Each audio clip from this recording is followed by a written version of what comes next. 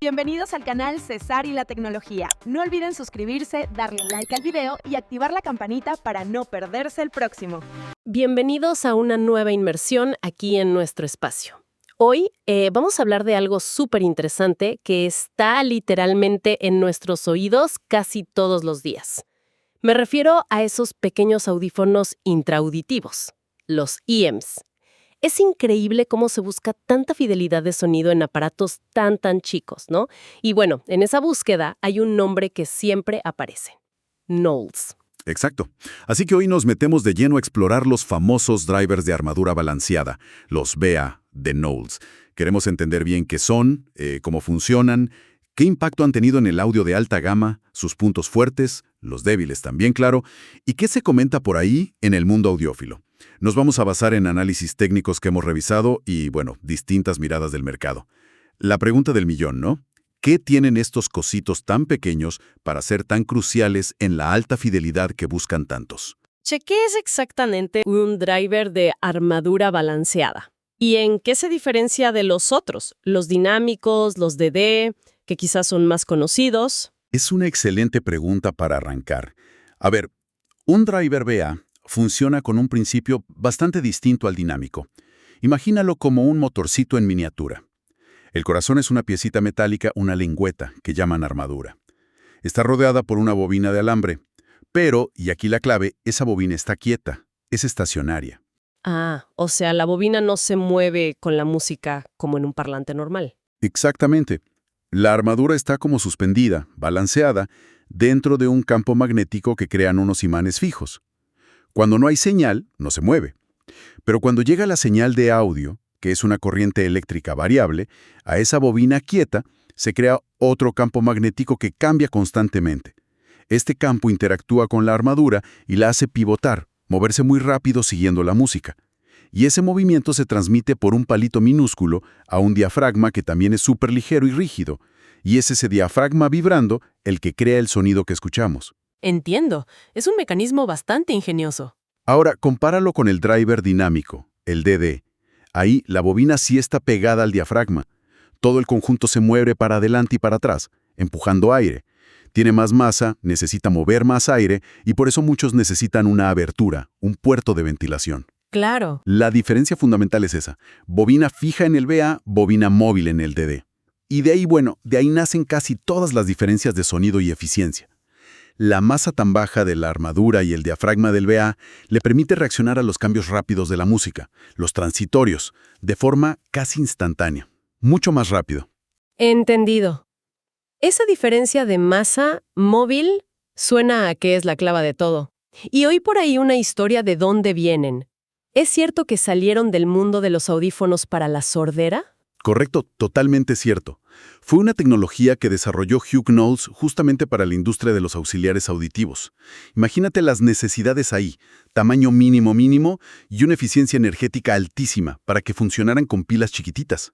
Claro, lógico. Y esa herencia, digamos, se convirtió en una ventaja brutal cuando apareció el mercado de los True Wireless, los TWS. Su eficiencia significaba que los TWS con drivers BA podrían durar más con la misma batería.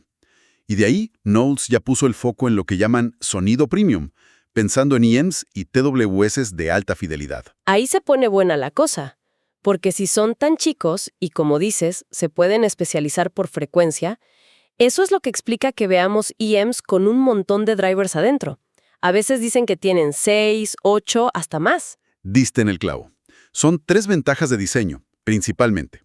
Primero, el tamaño. Son increíblemente pequeños.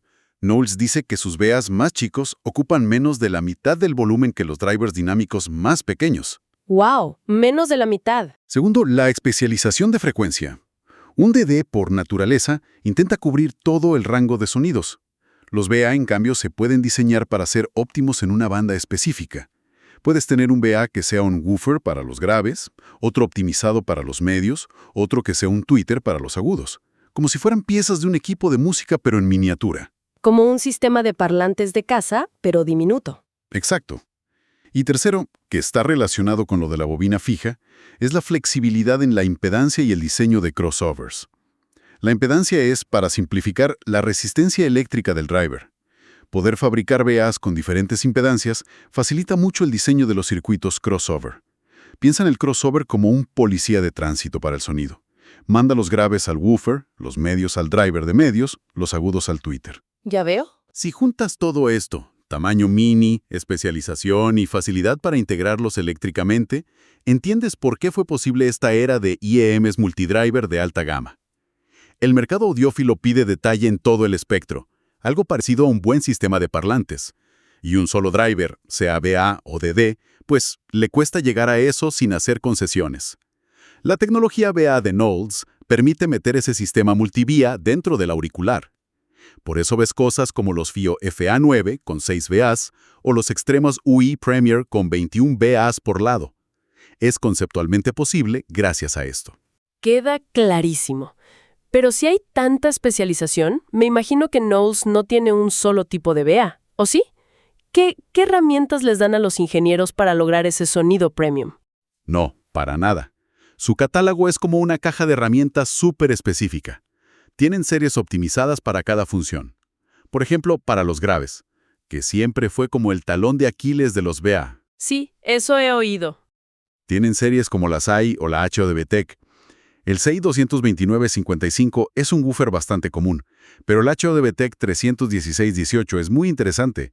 Es un woofer doble, potente y, clave, ventilado. Ventilado, como los drivers dinámicos. Exacto. Y eso es importante porque permite que el diafragma se mueva más, que tenga más excursión. Y eso se traduce en graves que bajan más y pegan más fuerte, más físico.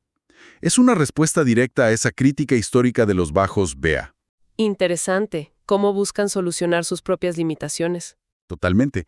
Luego para la zona media y de rango completo, que es súper crítica para las voces, guitarras, etc., están las series AB, RAV, ED o GQ.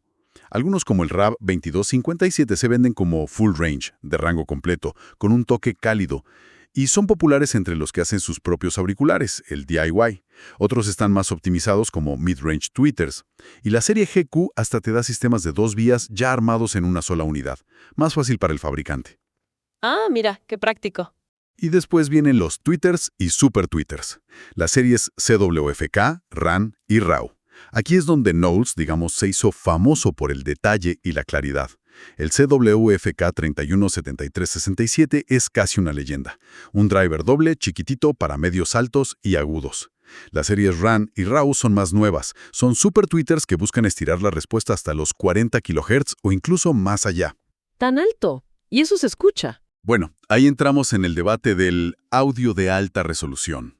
No se trata tanto de escuchar el 40 kHz directamente, sino de cómo esa extensión afecta la percepción de los armónicos, del aire, de la espacialidad en frecuencias que sí oímos. Y la razón por la que estos tweeters especializados logran esa sensación de detalle o aire es justamente porque son, especializados. Dedican todo su esfuerzo a esas frecuencias ultra altas, capturando matices que un driver único tratando de hacer todo podría perder. Tiene sentido. Y para terminar, ofrecen también sistemas integrados multivía. Las series GU, GK, GB. Son como módulos prearmados, que ya combinan varios drivers de 2, 3 o 4 vías con sus crossovers adentro. Esto es importante para el mercado porque le baja la barrera de entrada a muchos fabricantes.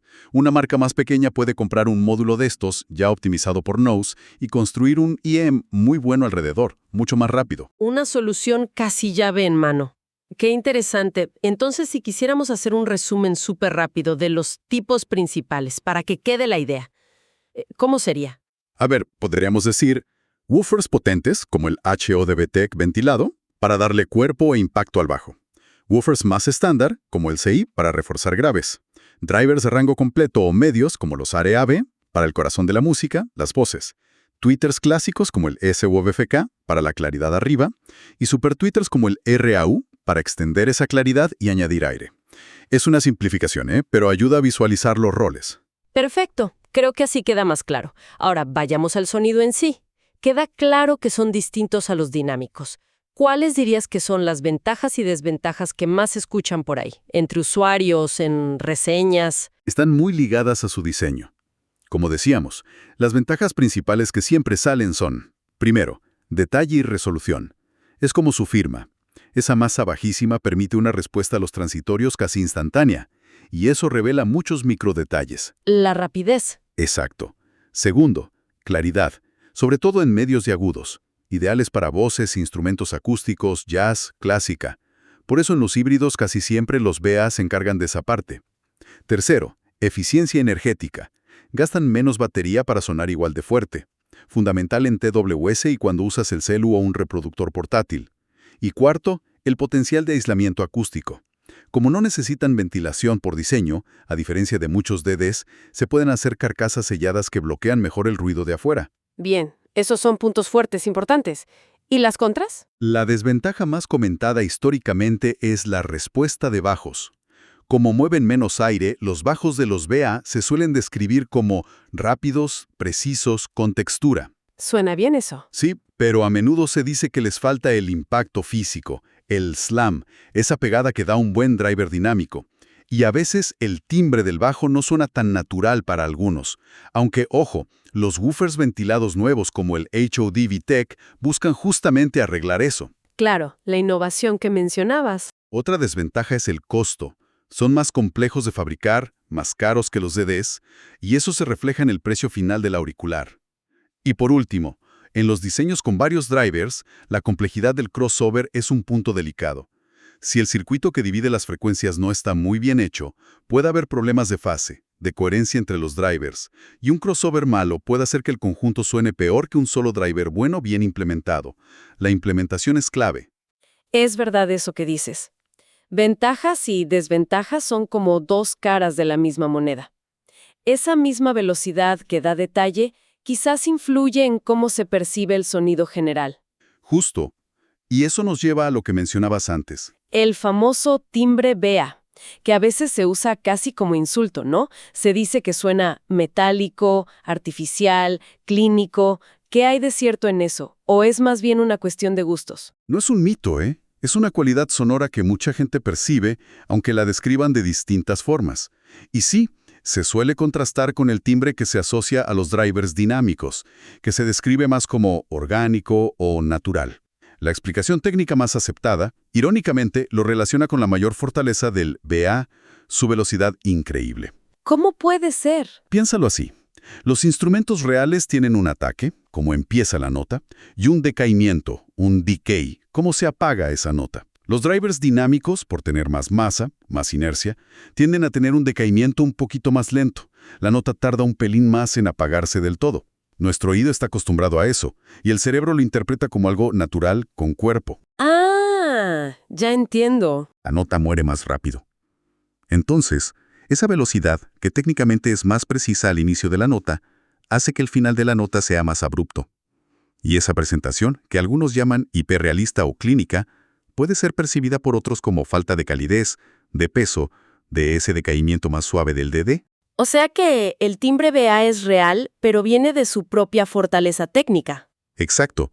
Es una característica distintiva. Para algunos, es detalle y precisión pura. Para otros, suena menos natural. Depende mucho de la preferencia personal y hasta de a qué está acostumbrado tu oído. Qué interesante esa dualidad. Precisión técnica contra percepción de naturalidad.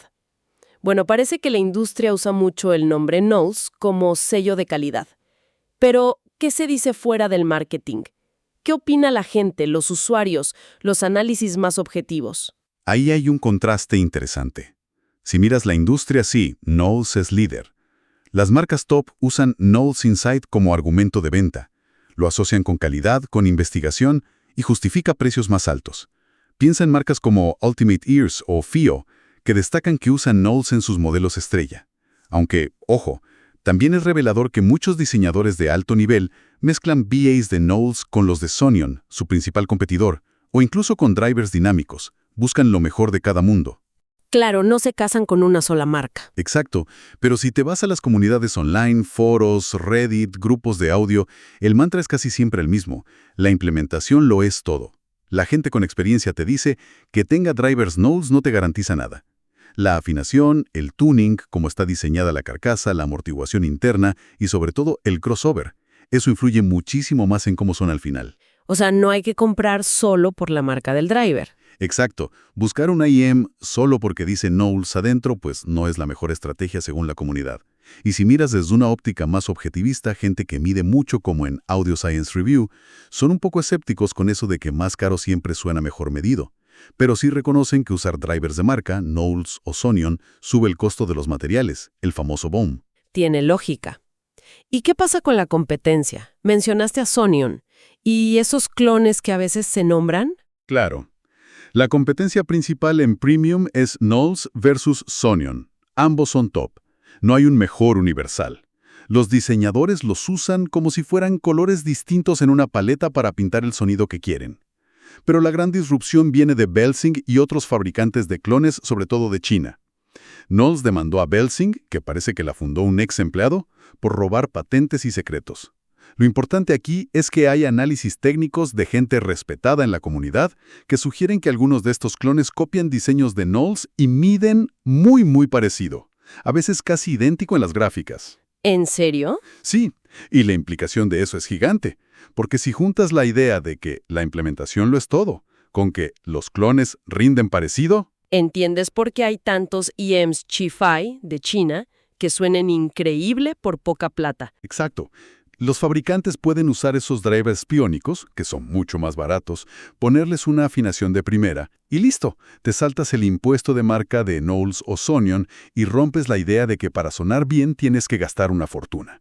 Ha cambiado radicalmente el mercado de IEMs accesibles. ¡Wow! ¡Qué panorama!